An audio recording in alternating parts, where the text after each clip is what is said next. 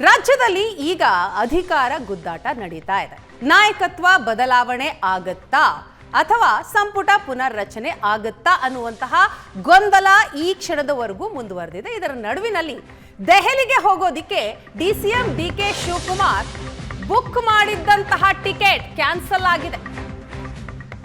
ರಾತ್ರಿ 7:40ಕ್ಕೆ Air India ticket book ಮಾಡಿದ್ರು ಡಿಸಿಎಂ ಡಿಕೆ ಶಿವಕುಮಾರ್. ಆದರೆ ದಿಢೀರಂತ ದೆಹಲಿ ಪ್ರಯಾಣವನ್ನ ರದ್ದು ಮಾಡಿದ್ದಾರೆ. ಡಿಕೆ ಶಿವಕುಮಾರ್ ದೆಹಲಿ ಪ್ರವಾಸ ಏಕಾಏಕಿ ಮುಂದೂಡಿಕೆ ಆಗಿದೆ. ವರಿಷ್ಠರ ಜೊತೆ ಚರ್ಚೆಗಾಗಿ ದೆಹಲಿಗೆ ಹೋಗಬೇಕು ಅಂತ ಹೊರಟು ನಿಂತಿದ್ರು ಡಿಕೆ ಶಿವಕುಮಾರ್.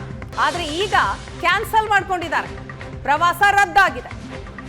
ಹೈಕಮಾಂಡ್ ಕರೆ ಬಂದ ನಂತರನೇ ದೆಹಲಿಗೆ ಹೋಗ್ತೀನಿ ಅಂತ ಮನಸ್ಥಿತಿಗೆ ಏನಾದರೂ ಬಂದ್ರ ಡಿಕೆ ಶಿವಕುಮಾರ್? ಅಂತಹ ಸಾಧ್ಯತೆಯೂ ಕೂಡ ಇದೆ. ಹೈಕಮಾಂಡ್ ಕರೆ ಬಂದ ನಂತರ ಡಿಕೆ ಶಿವಕುಮಾರ್ ದೆಹಲಿಗೆ ಹೋಗೋ ಚಾನ್ಸಸ್ ಇದೆ ಅಂತ ಹೇಳಲಾಗ್ತಾ ಇದೆ. ಸದ್ಯಕ್ಕೆ 7:40ಕ್ಕೆ ಬುಕ್ ಆಗಿದ್ದಂತಹ ಟಿಕೆಟ್ ಕ್ಯಾನ್ಸಲ್ ಆಗಿದೆ.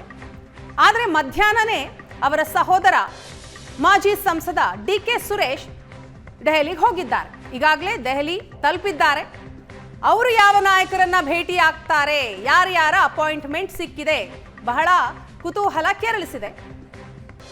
ಸಹೋದರ ಹೋದ್ರು, ಇನ್ನೇನು ಡಿಕೆ ಶಿವಕುಮಾರ್ ಅವರು ಕೂಡ ಡೆಲ್ಲಿಗೆ ಹೋಗ್ತಾರೆ ಅಂತ ಚರ್ಚೆಗಳಾಗ್ತಾ ಇತ್ತು. ಇದರ ನಡುವೆ 7:40ರ ಟಿಕೆಟ್ ಏನು ಬುಕ್ ಆಗಿತ್ತು ಅದು ಸದ್ಯ ಕ್ಯಾನ್ಸಲ್ ಆಗಿದೆ. ಪ್ರವಾಸವನ್ನ ರದ್ದುಗೊಳಿಸಿದ್ದಾರೆ ಡಿಕೆ ಶಿವಕುಮಾರ್. ಇದು ಕೂಡ ಮೈಂಡ್ ಗೇಮಾ? ಇದರ ಹಿಂದೆ ಏನಾದರೂ ಲೆಕ್ಕಾಚಾರಗಳು ಇದೆಯಾ? ಸಡನ್ ಆಗಿ ಟಿಕೆಟ್ ಬುಕ್ ಮಾಡಿ ಕ್ಯಾನ್ಸಲ್ ಮಾಡಿರೋದು. ಹೈಕಮಾಂಡ್ನಿಂದ ಕರೆ ಬರಲಿ, ಬುಲಾವ್ ಬರಲಿ, ಅದಾದ ನಂತರ ನಾನು ಡೆಲ್ಲಿಗೆ ಹೋಗ್ತೀನಿ ಅನ್ನುವಂತಹ ಮನಸ್ಥಿತಿಗೆ ಏನಾದರೂ ಬಂದ್ರ? ವರಿಷ್ಠರ ಜೊತೆ ಚರ್ಚೆ ಮಾಡಬೇಕು ಅಂತ ಹೊರಟಿದ್ದಂತಹ ಡಿಕೆಶಿ ಈಗ ಟಿಕೆಟ್ ಕ್ಯಾನ್ಸಲ್ ಮಾಡ್ಕೊಂಡಿದ್ದಾರೆ. ಕುರ್ಚಿ ಸಂಘರ್ಷ ನಿರ್ಣಾಯಕ ಹಂತಕ್ಕೆ ಇನ್ನೂ ಕೂಡ ಬಂದಿಲ್ಲ.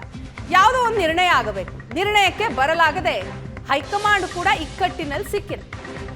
ಯಾವ ನಿರ್ಧಾರಕ್ಕೆ ಬಂದರೂ ಕೂಡ ಅದಕ್ಕೆ ಪ್ರತಿರೋಧ ಇದ್ದೇ ಇರುತ್ತೆ. ಪ್ರತಿರೋಧ ವ್ಯಕ್ತವಾಗುವಂತಹ ಸಾಧ್ಯತೆಗಳು ಹೆಚ್ಚು. ಈಗ ಭಾನುವಾರ ನಡೆಯುವಂತಹ ಸಭೆ ಬಹಳ ಇಂಟ್ರೆಸ್ಟಿಂಗ್ ಆಗಿರುತ್ತೆ, ಕುತೂಹಲ ಇದೆ. ಬಿಕ್ಕಟ್ಟು ನಿವಾರಣೆ ಆಗುತ್ತಾ ಅನ್ನೋ ಕಂಗಳಲ್ಲಿ ಎಲ್ಲರೂ ಕೂಡ ಕಾಯ್ತಾ ಇದ್ದಾರೆ. ವರಿಷ್ಠರಿಂದ ಪರಿಹಾರ ಸೂತ್ರ ರೆಡಿ ಆಗತ್ತ? ಅದರ ಬಗ್ಗೆ ಚರ್ಚೆ ಅಂತರೂ ಖಂಡಿತವಾಗ್ಲೂ ಆಗತ್ತೆ ಭಾನುವಾರ. ಡಿಕೆ ಶಿವಕುಮಾರ್ಗೆ ಸಿಎಂ ಸ್ಥಾನ ನೀಡಿದ್ರೆ ಏನಾಗಬಹುದು? ಸಿದ್ದರಾಮಯ್ಯನವರ ಬಣ ಬಂಡೇಳುವಂತಹ ಆತಂಕ. ಸ್ವತಃ ಸಿದ್ದು ಅವರೇ ಇದನ್ನ ಒಪ್ಪುವಂತಹ ಸಾಧ್ಯತೆ ಇಲ್ಲ. ಒಂದು ವೇಳೆ ಸಿದ್ದರಾಮಯ್ಯ ಅವರನ್ನೇ ಮುಂದುವರಿಸಿದ್ರೆ ಮುಂದೇನಾಗತ್ತೆ? ಡಿಕೆ ಶಿವಕುಮಾರ್ ಖಂಡಿತವಾಗ್ಲೂ ಸಿಟ್ಟಿಗೇಳ್ತಾರೆ, ಅದನ್ನ ಅವರು ಒಪ್ಪುವಲ್ಲ.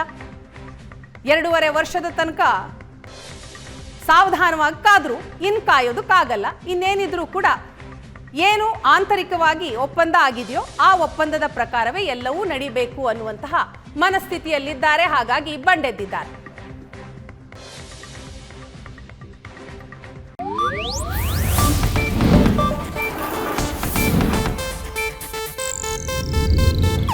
ಇದು ಏಷ್ಯಾನೆಟ್ ನ್ಯೂಸ್ ನೆಟ್ವರ್ಕ್ ಪ್ರಸ್ತುತಿ.